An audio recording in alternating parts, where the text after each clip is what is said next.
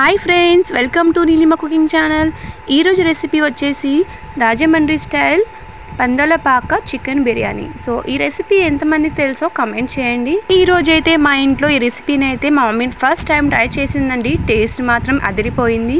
So late ఎందుకు, ఇంకా recipe అయితే చెప్పేస్తున్నాను. స్టవ్ మీద ఇలా లోతుపాటి ఒక గిన్నెని తీసుకొని అందులోకి కొన్ని వాటర్, కొద్దిగా ఓల్గరం మసాలా, ఉప్పుని కూడా వేసుకొని నీళ్ళని అయితే మరిగించుకోవాలి. బిర్యానీ పీసెస్ తీసుకున్న ఈ చికెన్ అయితే బాగా వాష్ చేసుకున్నాక ఇలా మరిగించుకున్న వాటర్లోకి ఈ చికెన్ని వేసేసుకొని చికెన్ ఒక 50% అయితే ఇలా చికెన్ని బాగా కుక్ చేసుకోవాలి. ఇలా కుక్ అయ్యాక ఈ చికెన్ పీసెస్ని ట్రాన్స్ఫర్ చేసేసుకోవాలి. ఇప్పుడు స్టవ్ మీద మరో బాండి తీసేసుకొని అందులోకి కొద్దిగా ఆయిల్, కొద్దిగా హోల్ గరం మసాలా కూడా వేసుకొని ఫ్రెష్గా దంచుకున్న అల్లం పేస్ట్ని అయితే ఇలా వేసుకోండి. ఇలా ఫ్రెష్గా అయితే టేస్ట్ బాగా వస్తుందండి. మసాలా కాస్త వేగాక ఉల్లిపాయ ముక్కలను కూడా అందులోకి వేసేసుకొని ఒక 2 to 3 seconds ఇలా ఫ్రై చేసుకున్నాక కొద్దిగా పచ్చిమిరపకాయలను కూడా ఇలా వేసుకోవాలి. ఉల్లిపాయ పచ్చిమిర్చి కాస్త వేగాక ఇందులోకి పుదీనా, కరివేపాకు, కొత్తిమీర వేసుకొని కాస్త ఫ్రై చేసుకోవాలి. ఇందాక ఉడికించుకున్న మన చికెన్లో వాటర్ ఏదైతే మిగిలిపోయిందో ఆ నీళ్ళని అయితే ఇందులోకి వేసుకోవాలండి. నార్మల్ వాటర్ కన్నా ఈ చికెన్లో మిగిలిపోయిన ఈ వాటరే అండి అసలైన టేస్ట్ వస్తుంది ఈ బిర్యానీకి. మీకు రైస్కి తగినంతగా ఈ వాటర్ని అయితే కాస్త తక్కువగానే వేసుకోవాలి. రుచికి సరిపడినంతగా ఉప్పుని కూడా వేసుకొని ఈ వాటర్ని బాగా మరిగించుకున్నాక వాష్ చేసి పెట్టుకున్న ఈ బాస్మతి రైస్ని అయితే ఇందులోకి వేసుకొని ఇక రైస్ని అయితే కుక్ చేసుకొని పక్కన పెట్టేసేయాలి. ఇప్పుడు చికెన్ ఫ్రై చేసుకోవడానికి ఇలా పెద్ద కడాయిని అయితే తీసుకోవాలి.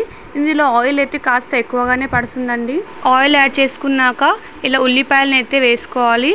కాస్త బ్రౌన్ కలర్ వచ్చేంత వరకు అయితే ఇలా బాగా ఫ్రై చేసుకోవాలి. ఉల్లిపాయలు కాస్త లైట్ బ్రౌన్ కలర్ వచ్చేంత వరకు ఫ్రై చేసుకున్నాక ఇందులోకి అల్లం పేస్ట్, కొద్దిగా పసుపుని కూడా యాడ్ చేసుకొని కొద్దిగా పుదీనాని కూడా ఇందులోకి యాడ్ చేసుకొని బాగా కలుపుకోవాలి. మనం ఉడికించుకున్న ఈ చికెన్ ముక్కలను అయితే ఇందులోకి వేసుకొని మరోసారి ఈ చికెన్ ముక్కలని బాగా కలిపేసుకోవాలి.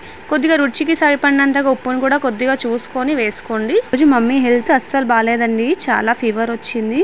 అయినా కూడా మా కోసం అయితే ఇలా ప్రిపేర్ చేశారు.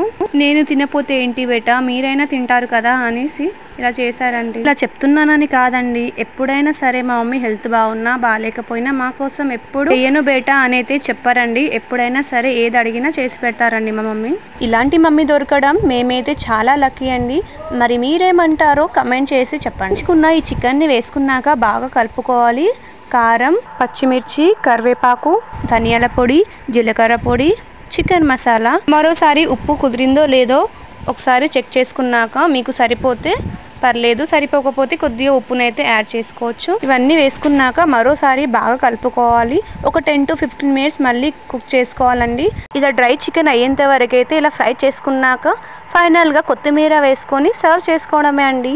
మేమైతే ఫస్ట్ టైం ఈ రెసిపీని ట్రై చేసాము. మాకైతే చాలా బాగా నచ్చింది. సో మీరు కూడా ఇలా ట్రై చేసి ఎంజాయ్ చేయండి.